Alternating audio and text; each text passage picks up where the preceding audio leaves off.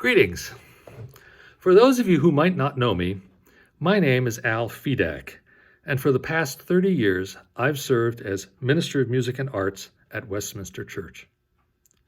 The very first thing I'd like to do is to take this opportunity to thank everyone who sent congratulations to Sue and me this past summer as we observed our 30th anniversary at the church. 30 years is a long time, and during that period, Westminster has gone through a lot of changes. Ministers have come and gone, 9 of them to be exact. Many of our old friends have passed on or moved away, even as we were making new friends. But music has always been at the heart of Westminster Church.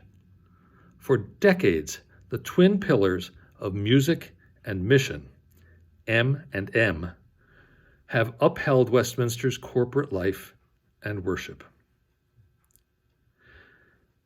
But we are now living through what is probably the most challenging period in Westminster Church's 101-year history. The current pandemic has forced us out of our beloved sanctuary and silenced our singing indefinitely. For Sue and me, for our choir members, and for many of you, I'm sure, these endless days of enforced isolation seem like a wilderness exile. Even worse, because there's no clear end in sight, the situation poses a real threat to the survival of many churches, including our own. So I've been asked to say a few words about stewardship and music at Westminster during this COVID era. The survival of Westminster Church will require financial support from all of the church's members and friends. This won't be easy. Many of us are suffering the economic ill effects of the pandemic. Westminster itself is tightening its collective belt as significant cuts to the church's budget have been proposed for the coming year, including to the music budget. My own salary, according to contract, is dropping by $5,000, and Sue's position as choir director is being eliminated entirely. Moreover, the pandemic has silenced nearly all the outside musical work that Sue and I do. So you might think that Sue and I would be the least likely people to make a pledge to Westminster, but you'd be wrong. We want Westminster to make it through this difficult stretch and to emerge on the other side stronger than ever.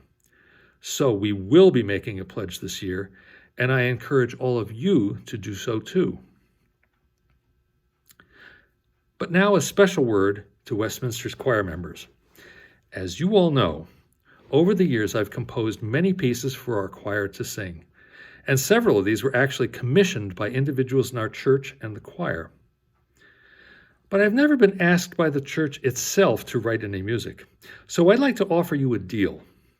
If each of you can make a 2021 pledge to Westminster, I, in turn, will compose for the choir a brand new festive choral anthem for us to sing in church at our earliest opportunity to do so safely after the shutdown.